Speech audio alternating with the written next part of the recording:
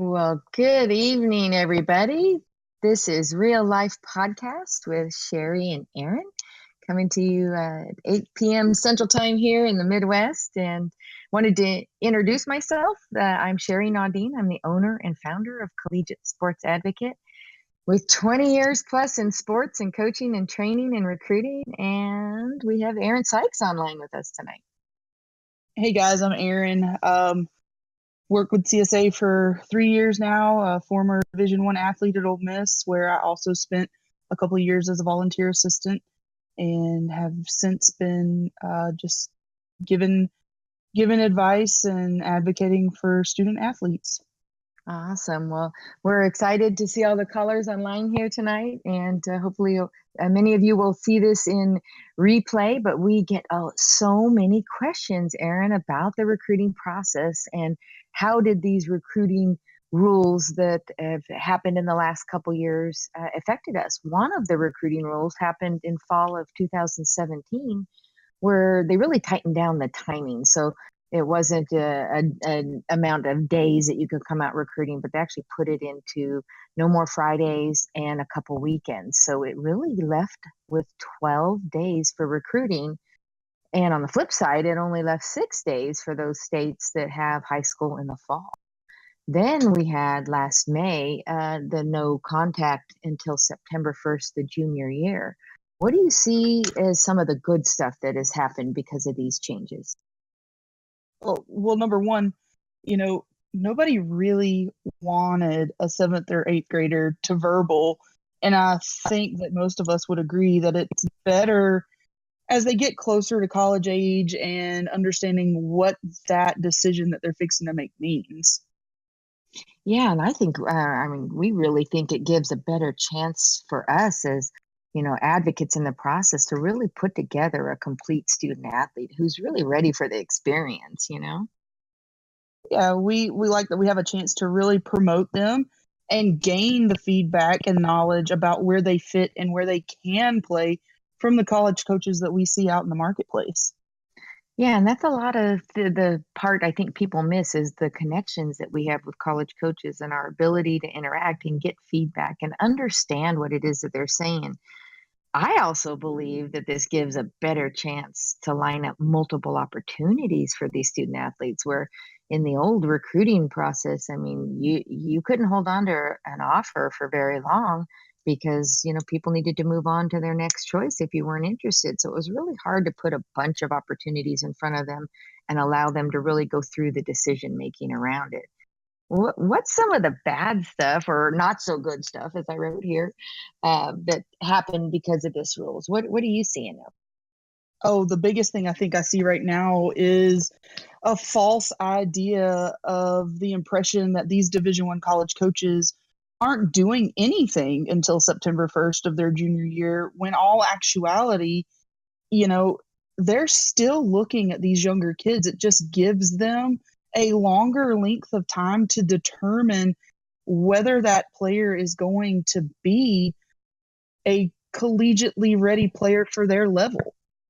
Oh, and also longer time to really view the path that the student athlete's been on travel ball teams, the team hopping and parent behavior. I think it's going to eliminate some of the misses that they've had in the past where all of a sudden they get a family to college and they're not really behaving the way they probably should be behaving and they didn't have time to see the warning signs. So I always joke with our student athletes and say, hey, make sure your parents are behaving because now the college coaches are really watching. They have a lot more time to see it. The other thing we talked about earlier, 6 or 12 days. What really is tough for these people in these colder states. I mean, you're in a state with high school in the fall in Georgia. You got Oklahoma, you got Iowa, you got Colorado, Nebraska, Missouri. Hope I didn't miss anybody there. You've But got private schools in Mississippi as well. Oh, yes, you're right. So these states that have this high school in the fall, they suffer even more in the new fall rules because instead of the 12 days that the rest of the country gets, they only get 6, and their Saturdays and Sundays lined up in mid-October to mid-November. That makes it really financially devastating. And I heard some college coaches talking about this at the coaches conference. that they thought they were doing it to help parents save money and keep the kids in school.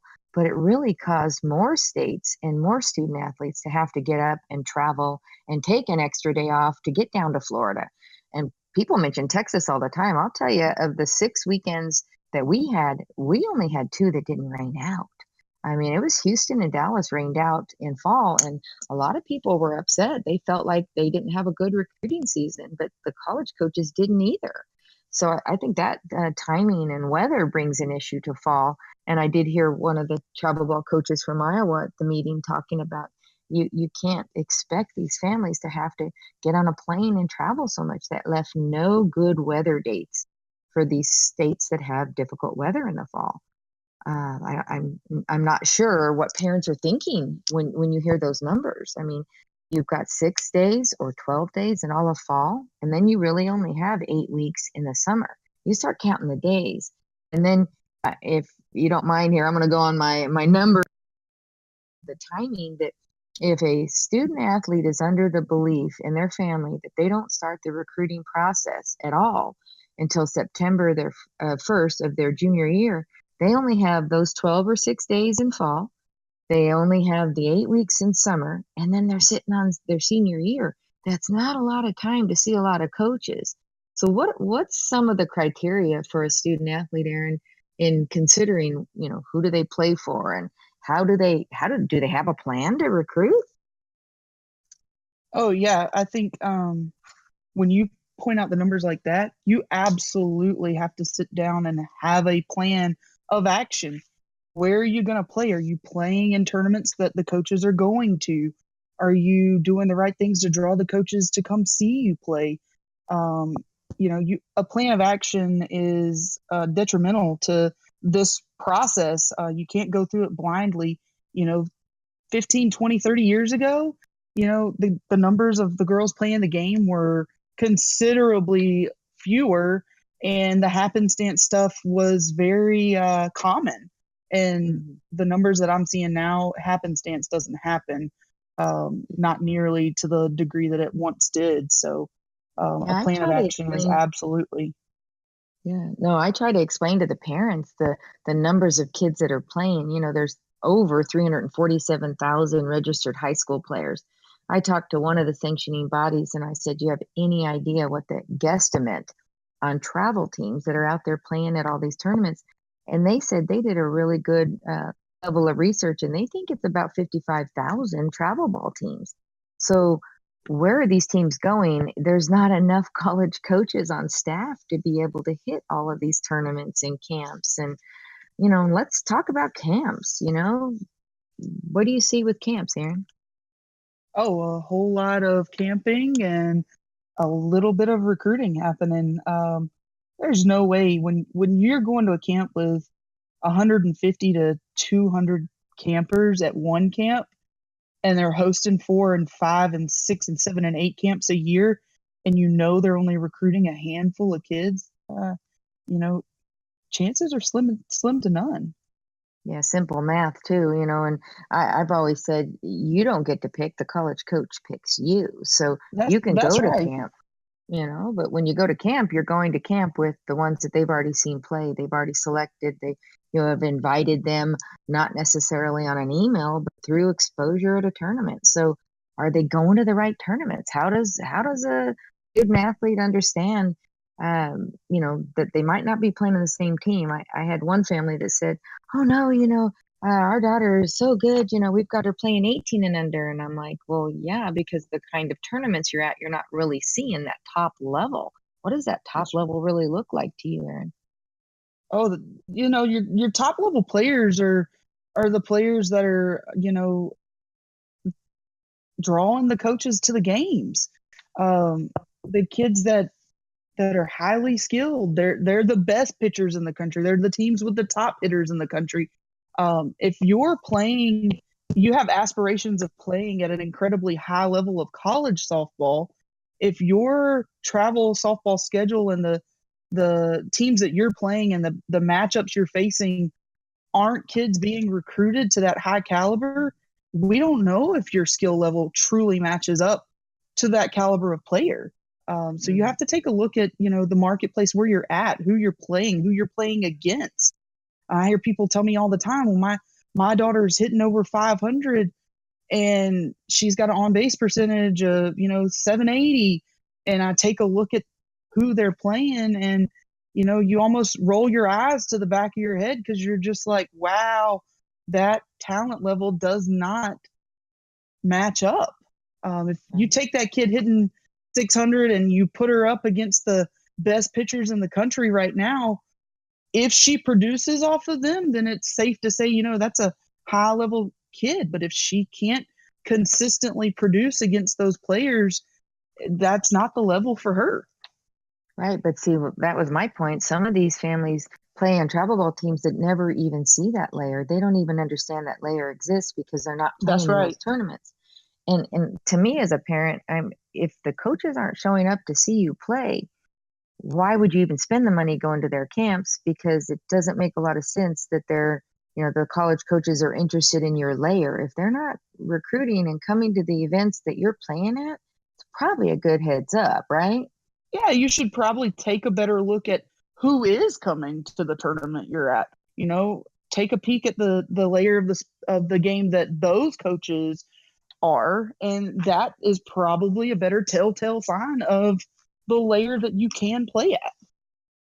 Well, and let's bring up the academics too. I mean, we're sitting in a state in Texas. I had a very well-educated person in the testing environment tell me that Oklahoma, Texas, Arkansas, and Mississippi have some of the lowest averaged ACT and SAT scores in the country. So they come in with these big, high GPAs, and the colleges stop even looking at the GPA because they're coming out of small towns and independent school districts, and then they don't test well because they're not being prepared at that layer.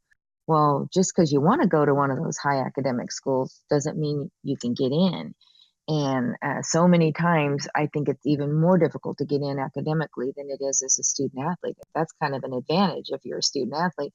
You can maybe bring your academics and your ability to play and get into a higher end academic program. But I think a lot of times people are misunderstanding why you need to take those tests early so that you understand where you can fit. Because I had several academic schools last summer tell me they won't even go look at them until they have the minimum requirement to get in. So if you're a younger student athlete and you're trying to get in, you better go get at least a PSAT or a PACT done. And Yeah, I then think there's a false impression that goes around too that I hear all the time because the kid does boast one of these incredibly high test scores, and they automatically assume because her test scores are that high that she's going to Harvard or she's gonna play at Yale or get into these Ivy Leagues, and they're they're a little bit mistaken thinking that a lesser skill with a higher test grade is going to be looked upon. Those Ivy League coaches are still looking for highly talented student athletes. well, you bring up an interesting point. I know we're going around and around of all kinds of great things to share tonight, but that brings up a point. One of the effects of this early recruiting that I heard from both Division II and Division III coaches is everybody's picking in fall. So you look at your class of 21, a lot of them had already been verbaled at the Division I level, but I mean, these coaches, they look for the same talent level. So when people talk Division I, Division II, Division III, I'm always saying, let's talk about the fit. Let's talk about the value. Let's talk about where you can play. And who cares what the division name next to it is, right? How about let's find out where you're valuable and let's play on a team that's actually out there competing and winning titles. One of our CSA student athletes just finished a postseason tournament today with a big trophy in their hands. That's a better fit than trying to figure out, the only thing that matters is that Division I flag, because these Division IIs, and by the way, that was a Division I team, but that, they didn't get to go to the College World Series. Everybody thinks that Division I is the ones that are all chasing the big ring at the College World Series. Right. There's so much more to it. And in saying all that, another thing that I have seen as a result of these new Division I rules is these Division IIs, some even the higher end Division IIIs, and your high end JUCOs and NAIA schools, they're getting a whole lot braver going after that higher level talent. Yes. They're They're all thinking, sitting looking for yeah, those they're same 3 to thinking, 5 kids on your team. they're thinking, hey, if I can get in here and I can build the trust of this athlete and build a relationship with this athlete, then I might stand a chance at inking this athlete a little bit sooner than September 1st.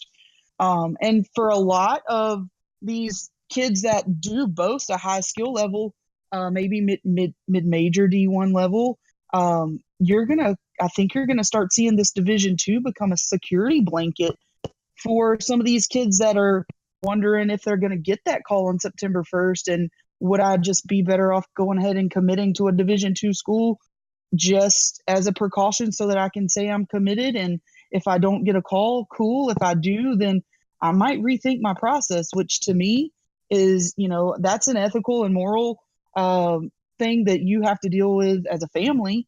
But I think that we're going to start to see some of that. And I think that some of your Division II schools are even they're feeling like that as well.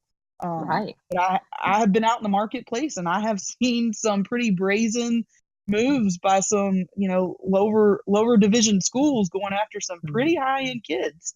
Well, they want program changers, right? They want kids that can That's play. right.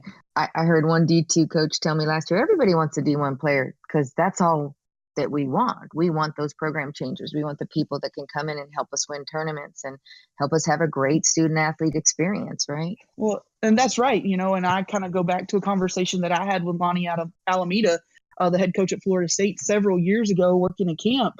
And the comment was made, oh, I'd take a kid with a whole lot of heart over a higher talented player. And Lonnie kind of looked at me and smiled and she said, heart has to have talent too.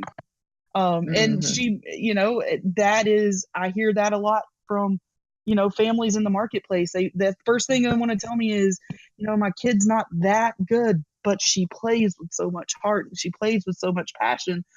That's not a selling point to these colleges. They have to have a certain skill set to compete in their divisions. And, these college coaches' livelihoods lies in the hands of 18 to 23-year-old girls.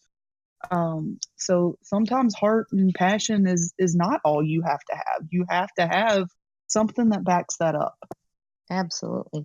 And a couple other thoughts that came to my mind when I'm talking to student athletes and their families, they'll say, oh no, they have interest. And I'm like, what do you mean she has interest?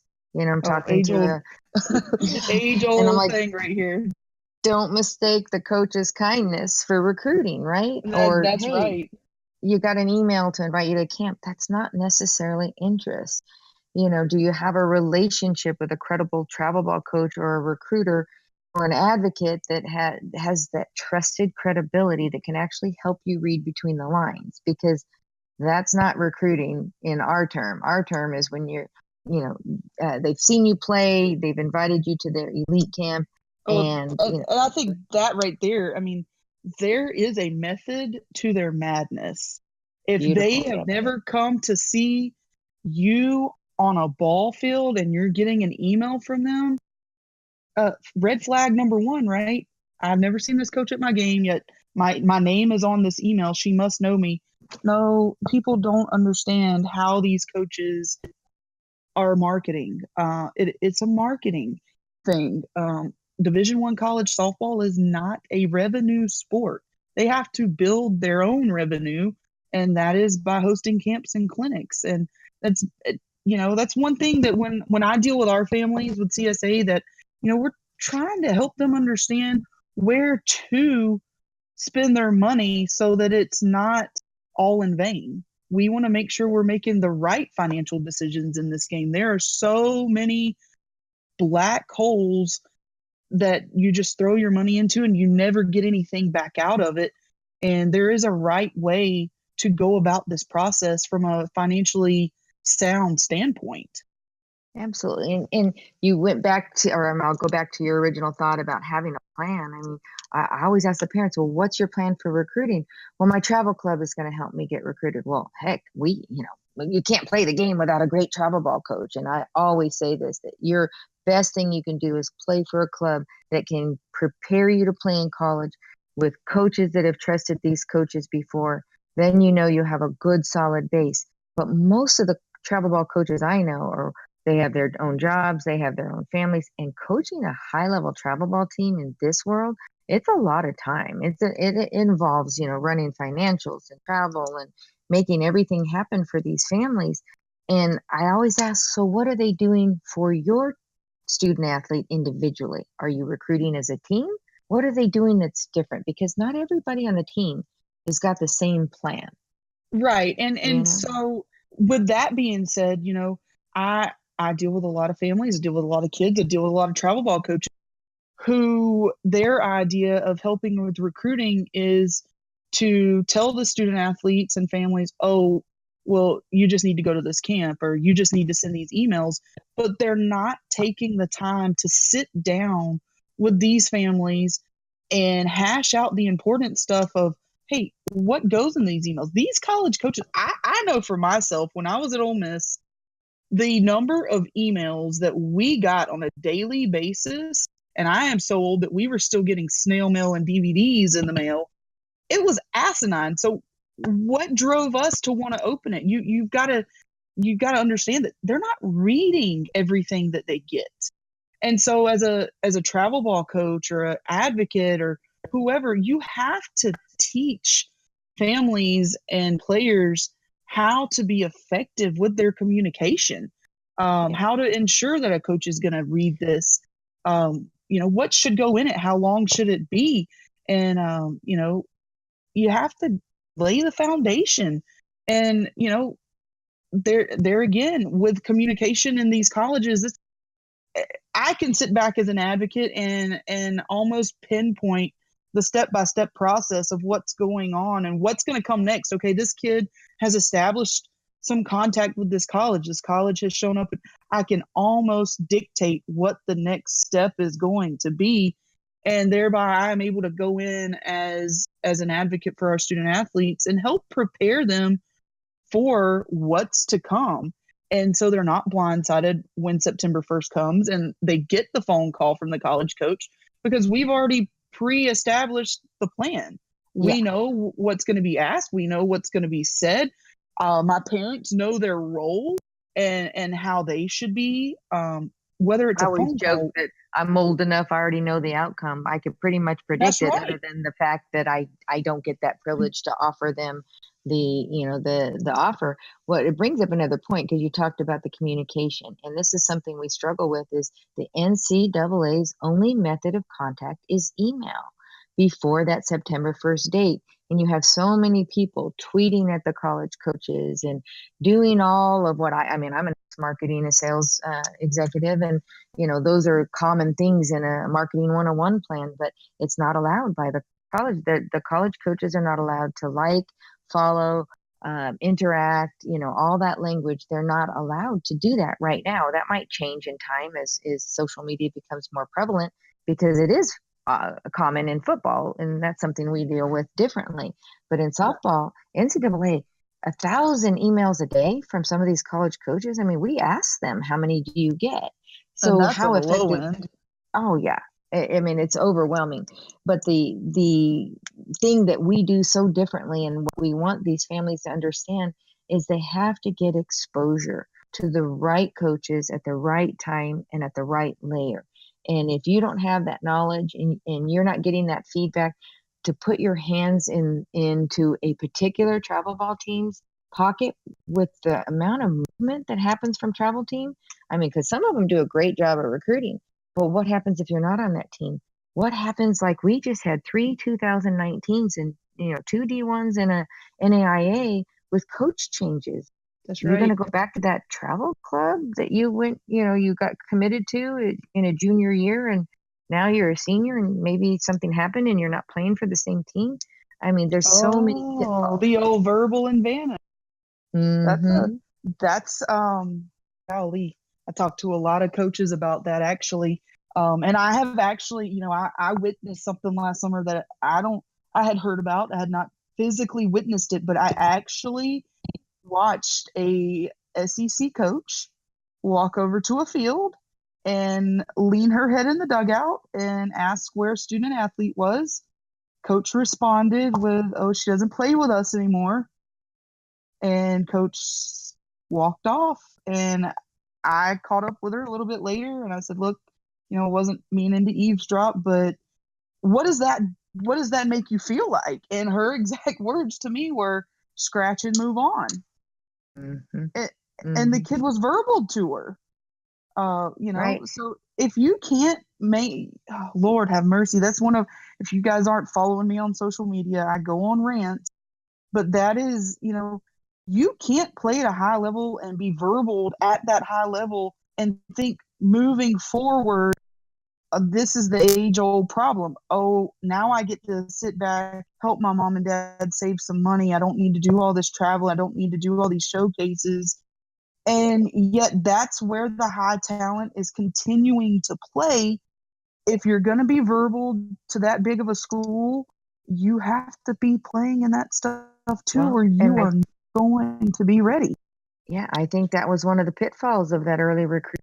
There's just so much time in between, so much could happen. And, again, and just to bring it full circle and hopefully close out the call here, is that, some of the pluses are great. I think it puts the student athletes in a better bundle. You get a better chance to see them all mature and grow. The downside of that is a kid could take an unfortunate, untimely injury at the wrong time. It's there's just so many things that happen in the recruiting process. But Erin, I wanted to just make note to the listeners. We have a really nice crowd here tonight. Thank you all for joining us. To make sure you're on social media with us, we do put a lot of just genuine information out there. We've got them listed on our screen there. Thanks to Nick for putting up some great graphics today and making this all happen for us. But we're going to try to do this more often. What we would love is a few more callers that would actually, join in and have conversation with us and ask what's in their mind. So go to Collegiate Sports Advocate on Facebook. We have a dynamic, almost 10,000 likes on our main page. We're on Twitter, we're on Instagram, and we're on LinkedIn. Our individual advocates are all listed on our About Us page. We've all got our logos next to us that indicate what social media we're on. But, have a plan. Parents, don't sit back and think that this is so easy. I told a parent today it would be like me coming into their workforce and on the backs of my student athlete, trying to learn their job in a short enough time frame to benefit my student athlete to the best of their ability. And, hopefully that can summarize us. And anything else that you wanted to close with, Erin? No, I think these are cool. I love to just share the knowledge and information that we gain. None of this is made up. We are actually out in the marketplace talking to coaches at every level of the game because we want to help those coaches find a fit for their programs as much as we want to help our student athletes find the fit. And I can honestly say, the past 3 years working with CSA and doing what we do has been such a fulfilling role in my life when, I didn't think I was going to get to do what I really wanted to do in this game anymore for life happenings, choosing to raise a family over coaching at a high level. And I absolutely believe in our mission and, these podcasts are for you guys. We want to share our knowledge and passion for what we do with y'all in hopes that, more education gets out there and more student athletes are finding the right place. Well, I want to challenge everybody listening today and those that might hear replay. Come up to us. We have a recognizable logo. There's 24 of us. You can see where we're going on our events page. We actually go to the events where our student athletes are. But come up to us and say hi. Introduce yourselves. Would love to meet everybody. Would love to talk to you about your plan for your student athlete and help them find their fit so they can be the best they can be for the next 40 years because we stay with them until they graduate. So in that, we're going to graduate college. I've got to clarify that. But we want to close out again. Thank Nick Nadine for all his technology support here. And Erin, thank you so much for all that you do. We appreciate you. And people are logging off. So we're going to hang up. Have a good night, everybody.